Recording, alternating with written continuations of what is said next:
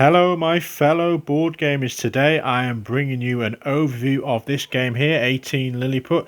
You can see the designer at the top there, and it's brought to us by these guys at the bottom. Now, this is a 1 to 4 player game. It says it takes about 60 to 90 minutes. You're definitely going to be pushing higher than that. I'd say 90 minutes, sometimes 2 hours, 2.5 hours.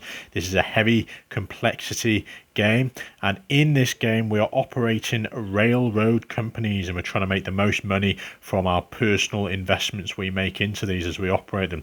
Now, there is a lot going on, and it's a bit of a table hog. You can say I can just about get all the bits and bobs in there, and I can't go through everything today. This is literally a very light skimming over the rules and an overview. So in front of us then we have our personal money. We've got these copy cards which let you imitate some actions that you might not have been able to utilize. You've got your company here, you've got yellow, you start with 4, there's yellow, we've got green over here, and there's blue and red, and each of them do slightly different things. You can see green starts with 60 money rather than 30.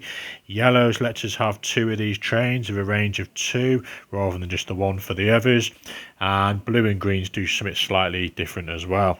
So in your actual player board area, you're going to keep your company here. Sort of suggest putting your trains below. You're going to keep your own, your personal, your treasury money, not your personal money, your treasure money here, your treasury, and your personal money goes on the side here, and you've got your own shares. So you start with a director's share if you start a company, so 50% value. And we've got a character as well. So there's 5 characters in the game, and each character comes with sort of a unique tile which you can put out. It doesn't take an action to do so, you can just plonk that anywhere. So looking at our characters, you can see this chap gives us a 50% reduction when we build the stations. So there's 2 stations to build, costs are just below them, and they give you more flexibility on the board to run your trains and get various routes. This chap also comes with this tile. Now, interestingly, the tiles have 2 different sides. I like this sort of simplistic look, or if you want a bit of nicer artwork, and you can go for that one. And this lets us get various revenues at different stages of the game when these colours come into play, and this sort of just reminds you this type of tile related to this character, and it can't be upgraded. So that's a little bit about your starting setup. You'll have 30 bucks usually, and your treasury is calculated by the starting price where your share goes. So at the top here you can see we've got the 8 rounds we're going to play out. The shares start on 50 unless you are the red company, and it go to 55 on your opening share price.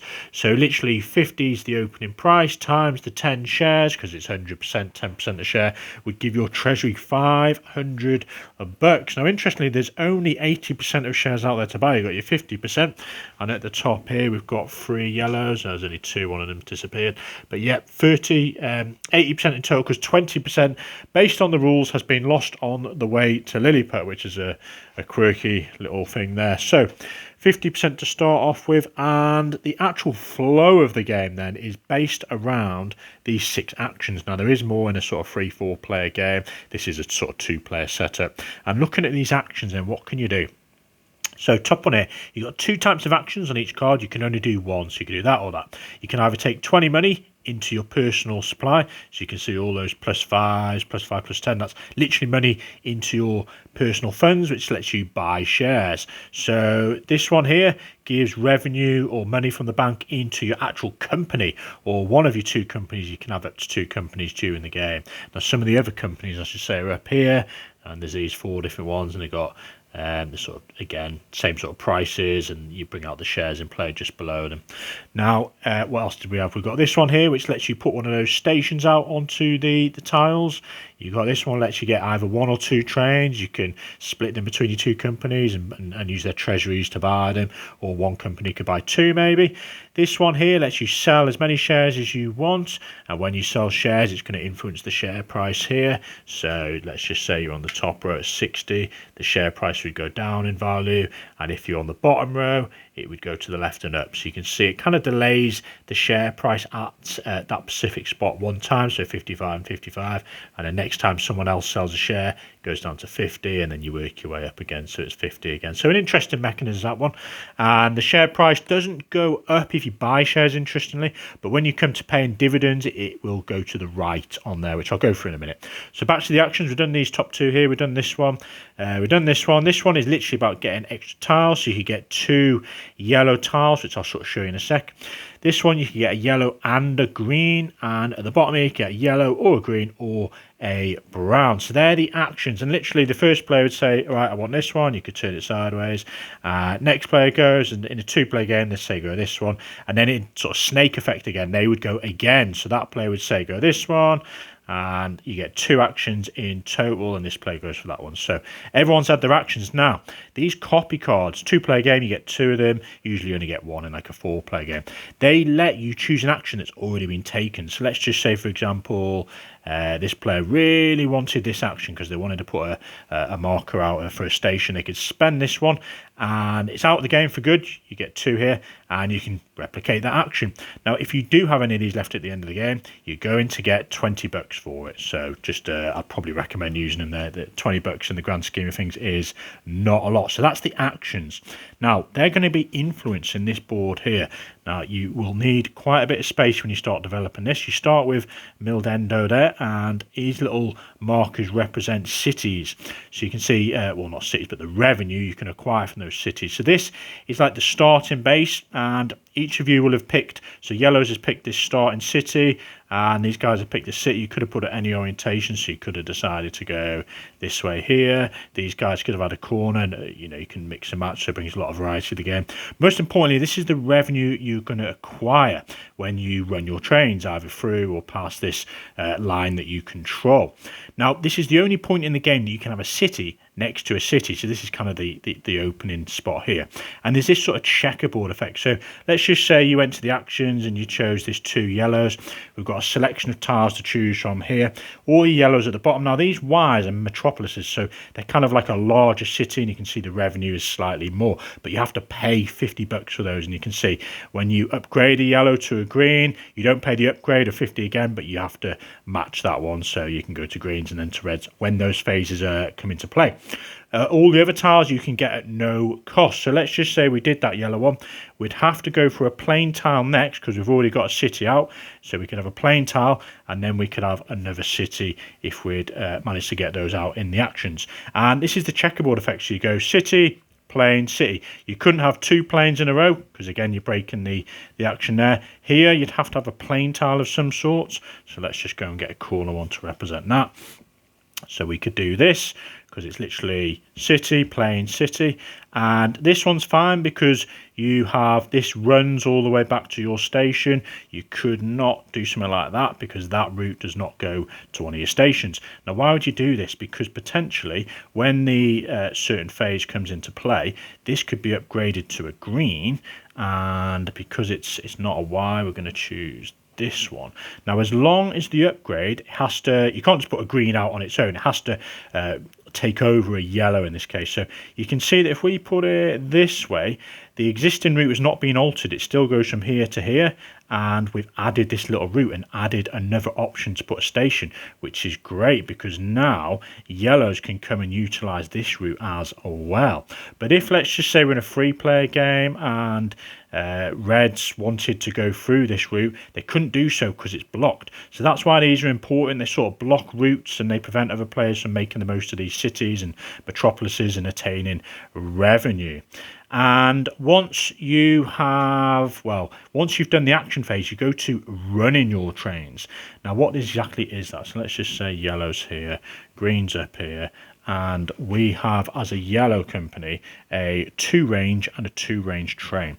That means you're going to send your train on a little journey. Now, greens here would add up this, the range of 2 is 2 cities. So this is classed as 1 city, this is classed as a 2nd city. So they've utilised this train to travel between this route, and they're going to get a revenue of 20 plus the 30 is 50. Now, the 2nd train they can send on a route, you can use the same station, but it's going to go from here round this route here to this one because it is available. If red was there, for example, they could still go from here to here and utilize someone else's, but they couldn't go beyond it. So they're going to get 20 and 30. They've got 2 cities there which meet the range of 2. Now, as you go throughout the game, you're going to get the option to buy more trains, and you can see you start with kind of 2s, you go up to 3s, and that basically means that the cost at the top of buying it and the range increases. So this now means, let's say greens went, they could go 1 city, 2 city, free cities, so they could do all that in one go and get all that revenue. And in terms of what trains you got 4s, you then go to 5, so you can go, 1, 2, 3, 4, and so on and so on, as long as people aren't blocking it. So if yellow, let me grab another yellow, was here, then greens could still go, if they had a 5 range, they could go 1, 2, 3, 4. But if there was another city down here, obviously you'd have to have a plain tile in between, they could not go any further because yellows are blocking it. Now after the 5s, you then go to these 3Ds, and then there's a 4D at the bottom. Now D means you get double revenue, which is great. The range is limited, but you get double revenue, which is nice. Now, as you progress through the game, your trains are going to become obsolete and potentially going to completely rust up, and they're going to go to this pile here, which is, they've had their day and they've been utilised. If they do go obsolete, you can actually voluntarily put them on the train pile here, which is potentially how other new started companies can acquire them. And as well, you can also sell your trains to other players if you want. Now, there is a certain limitation to how many trains you can have. Let me just demonstrate this card here. So you can see, once one player buys a 2 train, or it comes out at the end of the bureaucracy phase, which I'll describe in a minute, you can see the costs here. You're in the yellow phase, which means you can use the yellow tiles only, just at the top here. And you have a maximum of 4 trains per company. Once you have purchased a free train, or at the bureaucracy phase, so at the end one of these trains is going to go onto the train pile, you then enter the green phase. So you can actually buy or take those green tiles and put them on top, and still the maximum number of trains is 4. This phase, the 4s, once one of those have been purchased, you can only have a maximum of 3 trains in your company, and you have to then make your 2 trains obsolete. So let's just say, where's our 2 trains gone? This one. That basically means you have to turn it over, and you're getting half revenue now. And then once you head into the next phase, you can see the brown tiles come into play, and you can only have a maximum of 2 trains in each company. The 2s are now going to this pile. They've rusted away, so you have to actually get rid of them, and they are gone from the game. Now, in terms of these tiles, before I forget, you can place a yellow out, that's fine. A green has to then go on a yellow, and a brown tile has to go on a green, so you have to bear that in mind. And finally, you've got these 3Ds and 4Ds, and you can see more trains are going to be going to the rest pile, and more trains are going to be turned over and flipped and obsolete, so you have to really take all that into consideration. So we've gone through the actions, you chose your actions, we've run the trains. Now, in terms of the revenues then, where did we say, let's just say green went from here to here for that 2 train, and then they went from here to here for their second train. That'll be 30, 50, 60, 70, 80. Now, 80 is their revenue. Are they going to keep that money and put it in their treasury, which is their company, the company they're operating, or are they going to make the decision to pay dividends? Now, in the game, you just knock off the 0, so 80 take away the 0 is 8. Each 10% share is going to pay 8. You can see they got 50, so what, 5, 8 to 45, so they're going to get 45 bucks. And if this green player had, say, a 10% share, they're going to get a payout as well of 8. Now, if you do decide to pay dividends, which was the yellow company, wasn't it, you're going to go right one. If you decide that you are not going to pay dividends, then you would go to the left as well, because your shareholders aren't happy and they're like, whoa, what's going on here? And if you decide to keep the money, you also get an opportunity to buy a train from this train pile, which could come in really handy if there's any there. So you then head into the bureaucracy phase, which is where you literally increase the round.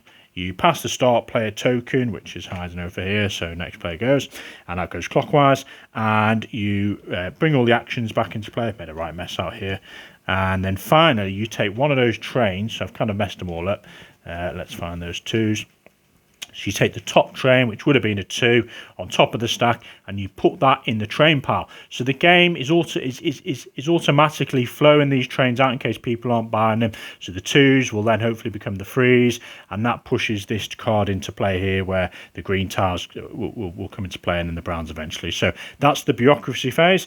You literally go back into the actions, you pick one of those, and we do what we said. And then eventually, once you get to round 8, in the last round, you're going to do double dividends. You can't send that money to your treasury. You do double dividends. You move up the market twice to the right, so the share price is increased. and you will add on your cash you've acquired from your personal fund. The treasury doesn't count. You'll tally your shares, so 50% of wherever the share price ends up for yellow. So you figure out all that money. If you did have any of these copy cards left, they're 20 each. Whoever has the most money is the winner. Now, a couple of other things to note. You've got all these starting players here as well. These guys bring into play, or characters, so there's 5 to choose from. These guys let you get 5 revenue each round to your personal funds, or 20 money into the company round, and they bring in some town tiles, which are really nice as well, because you can get extra revenue through those. These guys, you can sell him, depending on what round you multiply it by 10, and this chap can get a Y card for free, doesn't have to pay, and that's another interesting tile there. Now, if you do decide to buy or set up a new company, you do that on this action here. So you get to sell as many shares as you want, and when you buy one, you can decide not to buy a share but instead set up one. So what you do, let's say if you're going to do purples, you take this, you take the 50% director's share. These would sort of become available in the market, and you could set the price at any price you want, but you're going to have to multiply that by the 50%. So if you decide to go for a 100 share price, 100 times the 5, because you've got sort of 5 times the 10% shares gives you the 50, you're going to have to pay 500 out of your personal money to set that share price, and then the rest of it, the other 5 times the 10, would come from the bank. So basically that company would have £1,000 in their treasury, and it kind of makes it difficult potentially for other players to start investing in that. So that's how you could sort of set up a new company, and you can only do that if there is trains in the train pile, because you're going to have to take one of those to you have to purchase that as well. But if there's no trains near, you can't actually set up a company. And equally, once you have set up a new one, well, I've completely messed this bit up here. You take one of the tokens, which would be purple in this case. So you'd have 2 purple on here. Your third purple you'd have to place on the actual board, whatever layout it was. But if there's no available city to put it down, you can put it on any available city. So you could scupper the greens plan by continually going through here. If there is no available city or metropolis, you can't actually create a new company. But in this case, they've gone there, and green's like, oh no, I used to come down here with my 4-range train and get all this revenue, and purple has now changed the game. So there we are. If you're after a run through on this one, check out a video I'm going to be bringing you guys next week. Enjoy.